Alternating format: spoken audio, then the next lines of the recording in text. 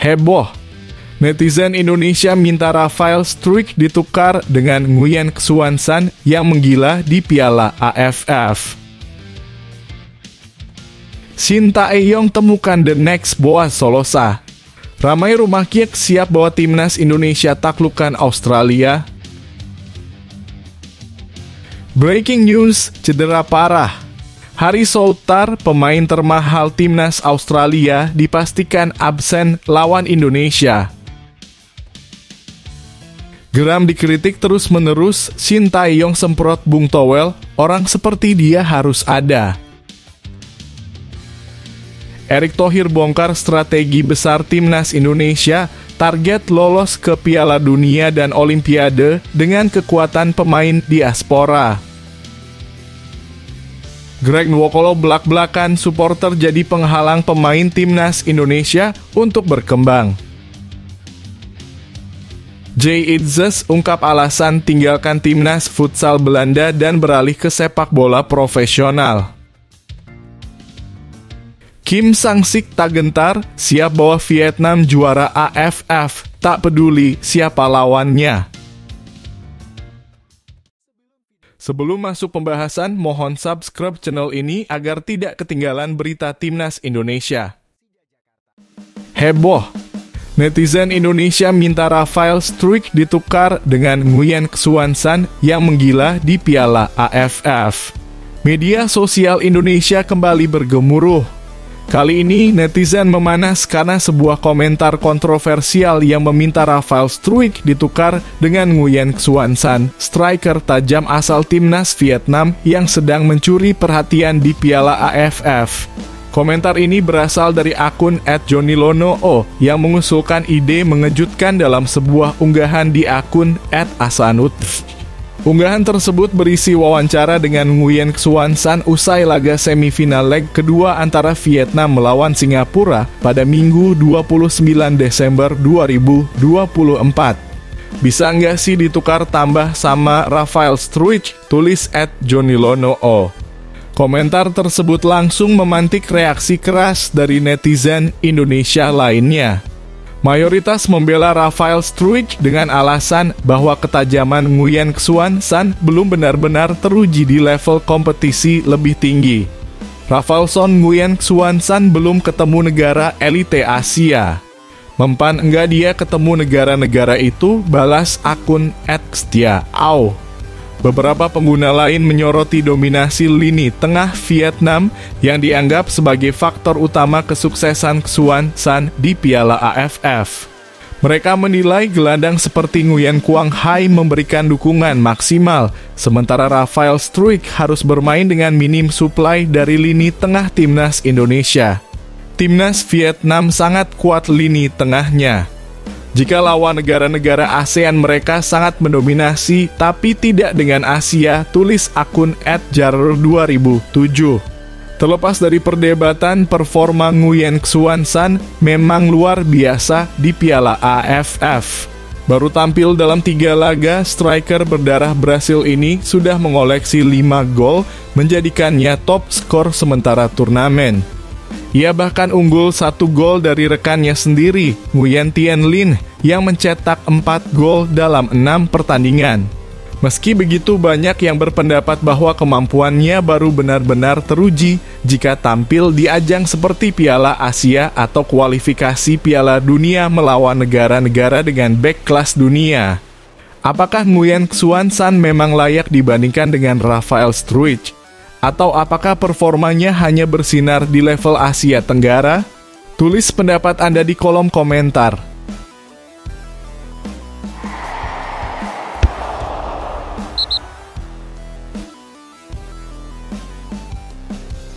Shin Tae-yong temukan the next Boaz Solosa. Ramai rumah Kiek siap bawa timnas Indonesia taklukkan Australia. Pelatih timnas Indonesia Shin Tae-yong kembali membuat gebrakan. Dalam persiapannya menuju laga krusial melawan Australia di matchday ke-7 grup C kualifikasi Piala Dunia 2026 zona Asia, Shin telah menemukan sosok yang ia sebut sebagai the next Boaz Solosa. Laga ini sendiri akan digelar di Sydney Football Stadium pada Kamis 20 Maret 2025. Siapa pemain yang dimaksud? Ia adalah winger andalan Persipura Jayapura, Ramai Rumakiek, yang dinilai memiliki kualitas dan potensi besar untuk menjadi andalan baru Timnas Indonesia. Ramai Rumakiek bukanlah sosok asing bagi Shin Tae-yong. Pemain berusia 22 tahun ini pernah menjadi andalan Shin dalam beberapa turnamen penting seperti playoff kualifikasi Piala Asia 2023 melawan Taiwan, Piala AFF edisi 2020, dua laga uji coba kontra Timor Leste pada Januari 2022. Dari total 12 penampilannya di periode tersebut, Rumakiek berhasil mencetak 3 gol. Namun, karirnya di timnas sempat terganjal insiden indisipliner. Ketika dipanggil untuk memperkuat timnas U23 di SEA Games 2021 Vietnam, Rumakiek mangkir tanpa memberikan alasan jelas, membuat Shin Tae-yong geram dan mencoretnya. Rumakiek tidak bisa main di SEA Games. Kami sudah melayangkan surat pemanggilan, dia tidak respon sama sekali, jadi saya harus berikan sanksi kepada Rumakiek, ujar Shin Tae-yong, dikutip dari laman PSSI. Meski keras dalam mendisiplinkan pemain, Shin Tae-yong dikenal sebagai pelatih yang suka memberi kesempatan kedua. Contohnya adalah kasus Serdi Ephifano dan Elkan Bagot. Serdi Ephifano sempat dicoret karena terlambat latihan dan kedapatan keluyuran tengah malam. Namun, Shin tetap memanggilnya kembali saat TC lanjutan. Elkan Bagot yang pernah mangkir dari panggilan timnas saat persiapan laga kualifikasi Piala Dunia 2022 zona Asia. Setelah meminta maaf, Elkan kembali dipercaya hingga mencatatkan 22 caps bersama timnas Indonesia. Namun, Shin tetap tegas. Serdi dan Elkan kembali berulah di lain kesempatan, membuktikan bahwa kesempatan kedua tidak selalu berarti pintu akan selalu terbuka. Ramai Rumakiek kini tampil gemilang di Liga 2 musim 2024-2025. Dari 12 pertandingan, ia sukses mencetak 9 gol, menjadikannya pemain lokal tersubur di liga tersebut. Dengan performa apik ini, ia dianggap layak untuk kembali mengenakan seragam Garuda. Apakah Ramai Rumakiek memang pantas diberi kesempatan kedua oleh Shin Tae-yong? Atau apakah insiden indisipliner di masa lalu masih menjadi penghalang? Yuk, bagikan komentar Anda di bawah.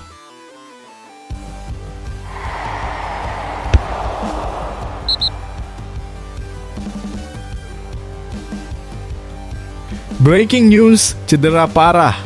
Harry Souttar, pemain termahal timnas Australia, dipastikan absen lawan Indonesia. Kabar mengejutkan datang dari skuad timnas Australia. Harry Souttar, bek termahal dengan nilai transfer fantastis 7 juta euro sekitar 118 miliar, harus absen panjang karena cedera serius. Cedera ini memastikan ia tak dapat membela Australia saat melawan timnas Indonesia pada matchday ke-7 grup C kualifikasi Piala Dunia 2026 zona Asia yang akan digelar di Sydney Football Stadium, Kamis, 20 Maret 2025. Harry Souttar dikenal sebagai bek tangguh yang berstatus pemain Leicester City, salah satu klub Premier League. Namun musim panas 2024 lalu, Leicester meminjamkan pemain bertinggi 198 cm ini ke Sheffield United, klub Liga 2 Inggris. Bersama Sheffield United, Souttar menunjukkan performa impresif dengan mencatatkan 21 penampilan. Ia bahkan berkontribusi membantu timnya bertengger di posisi kedua klasemen sementara Liga Inggris 2024 hingga 2025, hanya terpaut 1 poin dari Leeds United di puncak. Namun Malang tak dapat ditolak. Saat sedang mempersiapkan diri menghadapi West Bromwich Albion pada pekan ke-24 Liga 2 Inggris, Souttar mengalami cedera parah di bagian tendon Achilles, yaitu penghubung antara otot betis dengan tumit. Akibat cedera ini, Sheffield United memutuskan untuk memulangkan Soutar ke Leicester City, mengingat pemain ini harus absen hingga akhir musim. Terima kasih kepada semuanya di Sheffield United yang merupakan klub luar biasa dengan orang-orang luar biasa. Sayangnya, saya harus keluar untuk sementara, tulis Harry Soutar di akun Instagram pribadinya @harry_soutar. Namun, saya mendoakan Sheffield United terus mendapatkan hasil terbaik di sisa musim, lanjut pemain yang sempat mencetak gol ke gawang timnas Indonesia di babak 16 besar Piala Asia 2023 itu. Cedera Harry Soutar menambah daftar pemain belakang Australia yang harus absen.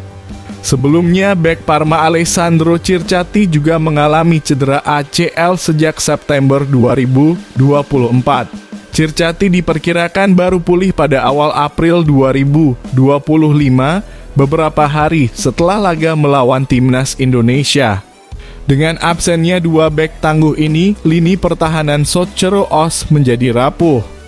Striker-striker Garuda seperti Ole Romeni, Rafael Struijk, dan Marcelino Ferdinand kini punya peluang lebih besar untuk menembus pertahanan Socceroos. Apakah absennya Harry Soutar dan Alessandro Circati akan membuat timnas Indonesia tampil superior? Atau apakah Australia mampu menemukan pengganti yang tak kalah tangguh? Berikan pendapat Anda di kolom komentar.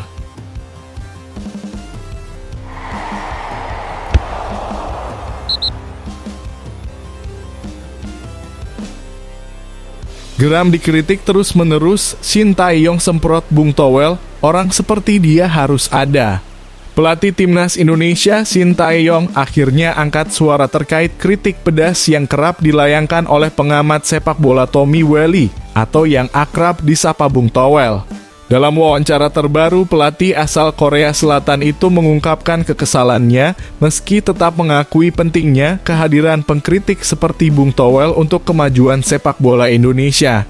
Sejak memimpin timnas Indonesia pada tahun 2020, STY kerap menjadi sorotan Bung Towel, terutama ketika skuad Garuda mengalami kekalahan. Meski STY telah bekerja keras membangun performa tim, kritik tajam dari Bung Towel tetap menghujani, memancing reaksi dari pelatih berpengalaman tersebut. Saya tahu itu Bung Towel. Penerjemah saya melaporkan. Karena dilaporkan jadi saya mengetahuinya, ujar Shin Tae-yong dalam sebuah wawancara di kanal YouTube KBS Indonesia. Dalam wawancara itu, STY menegaskan bahwa dirinya tidak memendam dendam terhadap Bung Towel. Namun ia mengaku sedikit jengkel karena usahanya seringkali dilihat dari sisi negatif. Saya pikir orang-orang seperti dia harus ada agar sepak bola Indonesia berkembang.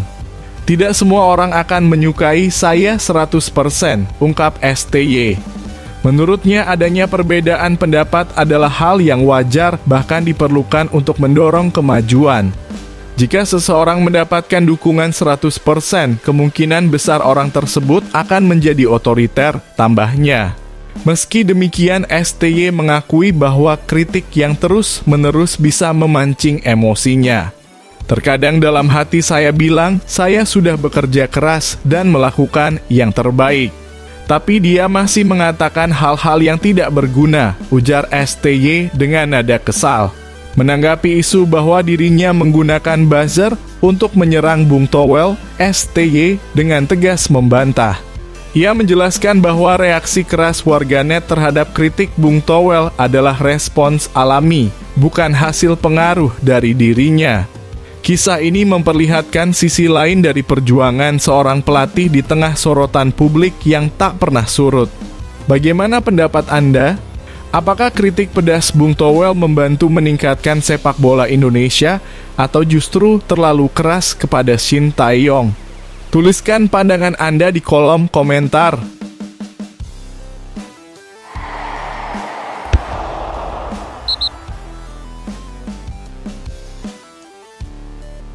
Erick Thohir bongkar strategi besar timnas Indonesia, target lolos ke Piala Dunia dan Olimpiade dengan kekuatan pemain diaspora.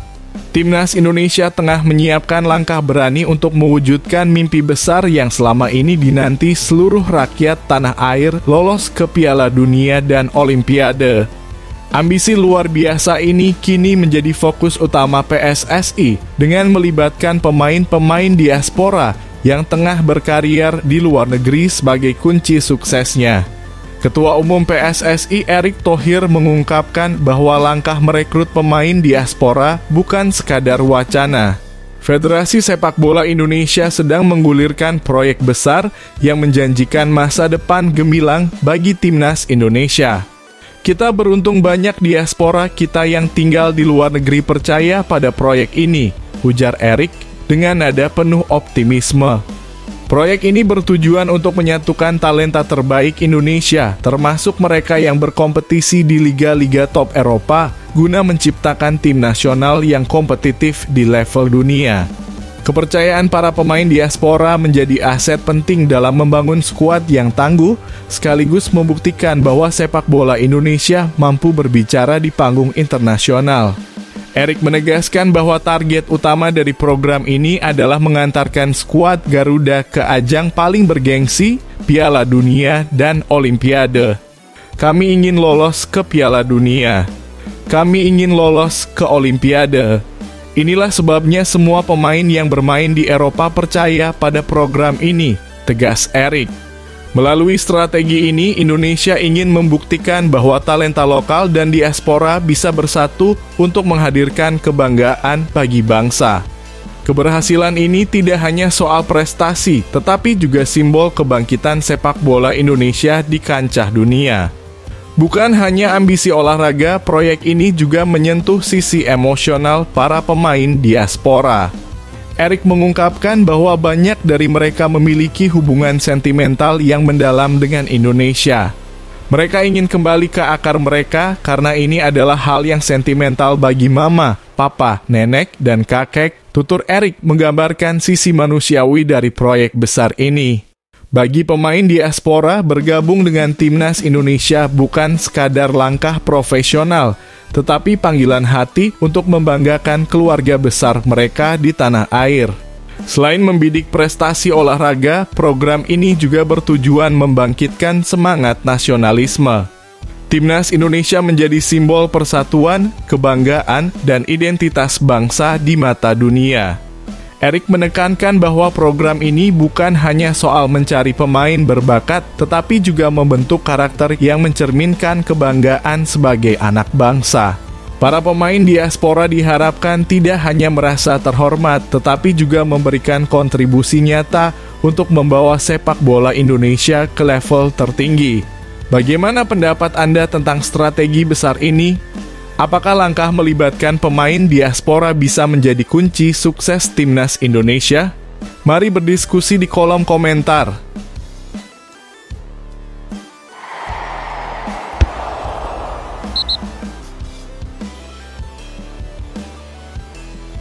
Greg Nwokolo belak-belakan supporter jadi penghalang pemain timnas Indonesia untuk berkembang. Mantan bintang Persija Jakarta, Greg Nwokolo mengungkapkan sisi gelap yang menurutnya menjadi hambatan besar bagi perkembangan pemain timnas Indonesia. Dalam sebuah perbincangan yang penuh emosi di kanal YouTube Podza, Greg dengan tegas menyatakan bahwa perilaku supporter Indonesia yang kerap mengkritik secara berlebihan, bahkan menghina, membuat para pemain kehilangan rasa percaya diri di lapangan. Menurut Greg, dukungan supporter sering kali bersifat temporer. Saat pemain menunjukkan performa gemilang, mereka dielu-elukan bak pahlawan. Namun begitu performa menurun, dukungan itu berubah menjadi kritik pedas yang menusuk. Saat pemain sudah di puncak popularitas, penonton mulai cari kesalahan. Udah mulai sombong, dia pikir dia siapa, dia pikir dia Messi. Itu Indonesia, ujar Greg dengan nada kecewa. Greg juga menyoroti kebiasaan supporter yang sulit menerima kekalahan timnya. Dalam situasi ini, pemain sering dijadikan kambing hitam, terutama pemain yang memiliki kulit lebih gelap. Kalau timnya kalah selalu cari kambing hitam. Apalagi pemainnya hitam dalam kurung, warna kulit habis. Tambahnya menyoroti pengalaman pahit yang pernah ia alami. Greg menegaskan bahwa kritik berlebihan dari supporter membawa dampak serius pada kondisi mental pemain. Menurutnya, para pemain sudah menyadari jika mereka tampil buruk tanpa perlu diingatkan oleh hinaan dari supporter. Pemain itu sudah tahu kalau hari itu dia tampil buruk. Setelah pertandingan mentalnya sudah menurun, belum ditambah lagi kritik dari pelatih online. Pecah kepalanya, ungkap Greg dengan nada prihatin. Akibat tekanan yang terus-menerus, pemain menjadi kehilangan kepercayaan diri. Bahkan rasa takut mengambil risiko di lapangan seringkali membuat mereka bermain aman dan tidak maksimal. Dia lihat bola pun dia grogi, dia seperti nggak bisa main bola. Makanya setiap dia bermain, dia akan cari aman. Saat dioper bola mereka takut, pungkas Greg. Greg mengingatkan bahwa saat pemain tampil buruk, mereka justru membutuhkan dukungan dari supporter untuk bangkit kembali, bukan kritik yang semakin menjatuhkan. Jika supporter ingin timnas Indonesia berkembang, perubahan perilaku ini menjadi hal yang sangat penting. Bagaimana pendapat Anda? Apakah benar bahwa sikap supporter menjadi salah satu penghalang utama perkembangan pemain timnas Indonesia? Atau ada faktor lain yang lebih berpengaruh? Mari berbagi pendapat Anda di kolom komentar.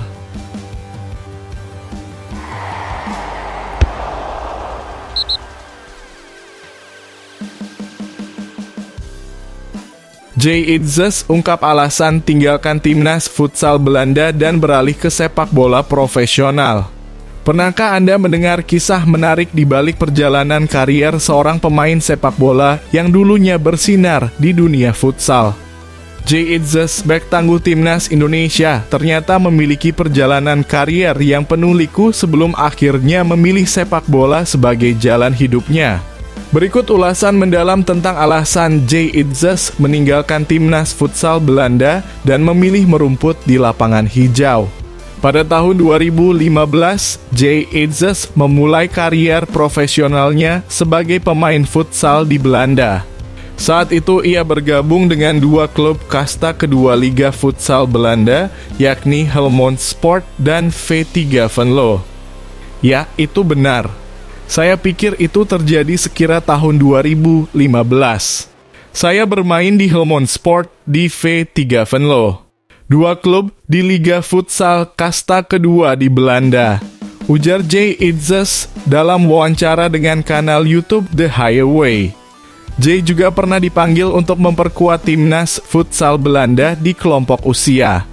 Bahkan pada musim 2015-2016, ia sempat bermain untuk FC Eindhoven sembari tetap aktif dalam dunia futsal setiap akhir pekan. Di FC Eindhoven, bakat Jay kian bersinar hingga mendapatkan panggilan dari timnas futsal Belanda. Kala itu timnas sedang mempersiapkan skuad baru untuk menghadapi Olimpiade. Jay mengikuti pemusatan latihan di Portugal dan bahkan menghadapi tim futsal papan atas dunia seperti Portugal, Italia, dan Spanyol. Namun semuanya berubah drastis pada tahun 2017. Pada 2017, Jay dihadapkan pada keputusan penting, melanjutkan karier di futsal atau fokus penuh sebagai pesepak bola. Pilihan itu akhirnya jatuh pada sepak bola profesional. Tetapi alasan sebenarnya saya tinggalkan futsal, saya pikir ketika tahun 2017 atau 2018 sampai pada satu titik Anda harus memilih futsal atau sepak bola, jelas Jay. Alasan utamanya, Jay telah bermain untuk tim utama sepak bola saat itu dan merasa lebih tertarik dengan atmosfer lapangan hijau. Jadi itu merupakan keputusan yang mudah bagi saya karena saya selalu ingin bermain di lapangan sepak bola pada umumnya. Tentu saja ukurannya juga jauh lebih besar, tambahnya. Kini Jay Itzes dikenal sebagai salah satu bek andalan timnas Indonesia sekaligus pemain Venezia di Liga Italia. Keputusannya meninggalkan futsal telah membuka jalan karier cemerlang di sepak bola. Bagaimana menurut Anda? Apakah keputusan Jay Itzes untuk fokus ke sepak bola adalah langkah tepat? Atau apakah ia seharusnya tetap mengejar karier di futsal? Bagikan pendapat Anda di kolom komentar.